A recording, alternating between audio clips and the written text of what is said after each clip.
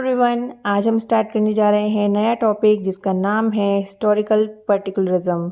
इससे previous videos में हमने पढ़ा था क्लासिकल एवोल्यूशन के बारे में और उससे एसोसिएटेड थिंकर्स के बारे में। आज हम पढ़ने वाले हैं फ्रांस बुआ के बारे में। He was a German American anthropologist. He also known as father of American anthropology. He gave the concept of historical particularism. Now, what do you mean by historical particularism? It is based on the belief that each culture developed independently based on its set of circumstances. Historical particularism का मानना था कि जो भी culture है वो depend करता है किसी भी एरिया की क्लाइमेट पर, वहाँ मिलने वाले रिसोर्सेज पर और वहाँ के इन्वायरमेंट पर। फ्रांस बुआ also rejected the ethnocentric view of culture. Now the question is, what do you mean by ethnocentric view? Ethnocentric view का मतलब है दूसरे कल्चर को अपने कल्चर के साथ कंपेयर करना और अपने कल्चर को सुपीरियर मानना और दूसरे कल्चर को इन्फीरियर समझना। Now the third concept is culture relativism which is given by Franz Boas. Now the question is, what is culture relativism? Culture relativism का मतलब है हर कल्चर अपने आप में यूनिक होता है।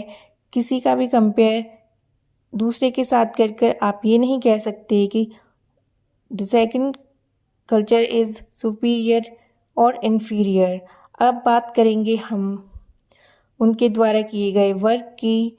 ही undertook his first ethnographic geographic field research among Eskimos of Baffin island in Canada.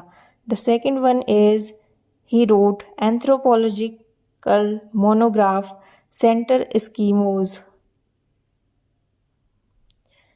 The third one is Mind of Primitive Man, which is written in 1911.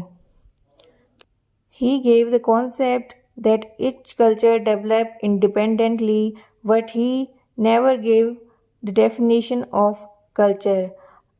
अगर उनके मेजर कंट्रीब्यूशन की बात करें तो ही इज़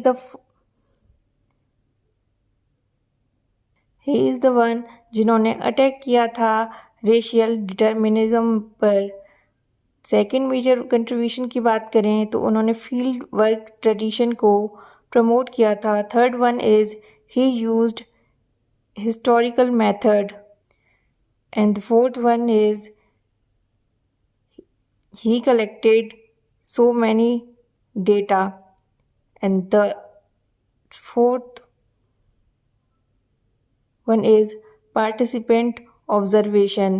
फ्रांस बुआ ने different places पर जाकर visit भी किया था और उन्होंने डेटा कलेक्शन यूज़ किया था और हिस्टोरिकल मेथड का भी इस्तेमाल किया था as compare to comparative method. Franz Boas ने के स्टूडेंट्स भी हैं उन्होंने गाइड किया था। उनका नाम है Kroeber, Wissler, Ruth Benedict and Margaret Mead.